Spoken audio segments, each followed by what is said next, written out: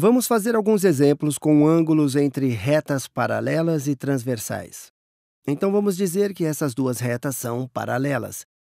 Então, posso identificar como sendo paralelas. Isso nos diz que elas nunca vão fazer intersecção, que elas estão paradas no mesmo plano. E vamos dizer que eu tenha uma transversal aqui, que ela vai fazer intersecção nas duas retas paralelas, e diria que esse ângulo tem 60 graus. Esse ângulo tem 60 graus.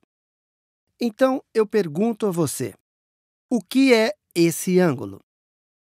Você pode dizer, é muito difícil, está em uma reta diferente, mas tem que lembrar, e a única coisa que sempre lembro é que os ângulos correspondentes são sempre equivalentes. Então, se você olhar esse ângulo, aqui nessa reta de cima, que a transversal faz intersecção com a reta de cima, qual é o ângulo correspondente onde a transversal faz intersecção com a reta de baixo? Bom, esse é meio que o ângulo da direita de baixo. Pode ver que existe 1, 2, 3, 4 ângulos. Então, esse é o de baixo e meio que a direita um pouco, ou então você poderia vê-lo como o ângulo do sudeste, se estivesse pensando em direções dessa forma. Então, o ângulo correspondente está bem aqui.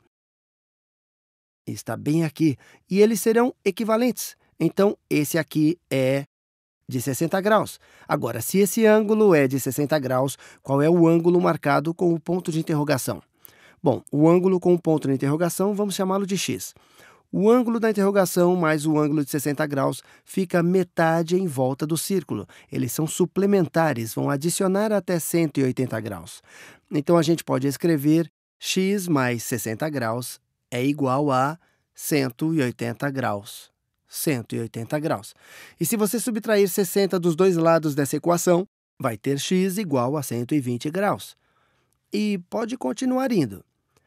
Na verdade, você pode achar cada ângulo formado entre as linhas transversais e paralelas. Se esse é de 120 graus, então o ângulo oposto é também de 120 graus.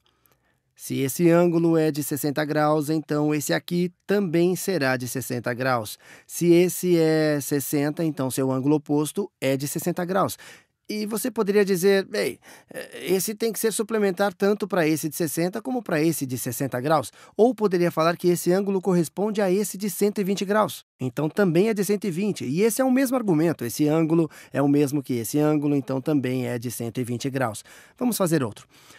Digamos que eu tenha duas retas.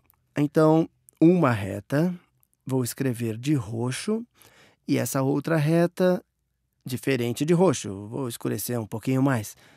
Então, tem aquela reta roxa, e essa é outra, um azul, ou sei lá o quê. Então, eu tenho uma linha que faz intersecção com as duas. Desenhamos aquela um pouco mais reta. E vamos dizer que esse ângulo aqui é de 50 graus. 50 graus. E este outro ângulo que temos aqui tem 120 graus.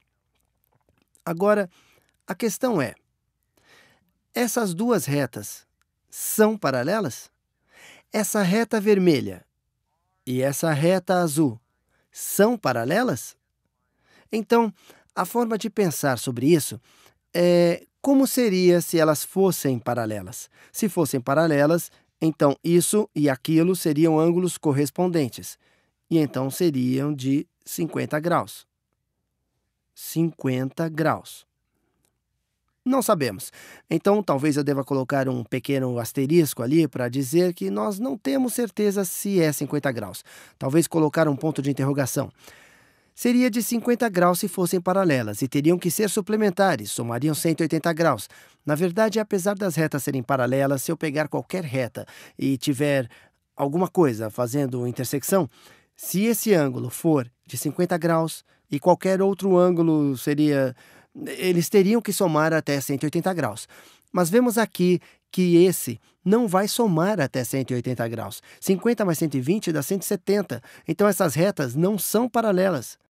Outra forma de pensar nisso, eu acho que a forma mais correta de pensar sobre isso é se esse de 120 graus, esse ângulo aqui tem que somar 180 graus. Então, esse ângulo, vou fazer esse nessa tela, esse ângulo tem que ser de 60 graus. Agora, esse ângulo corresponde àquele ângulo, mas não são iguais. Os ângulos correspondentes não são iguais, então essas retas não são paralelas. Não são paralelas.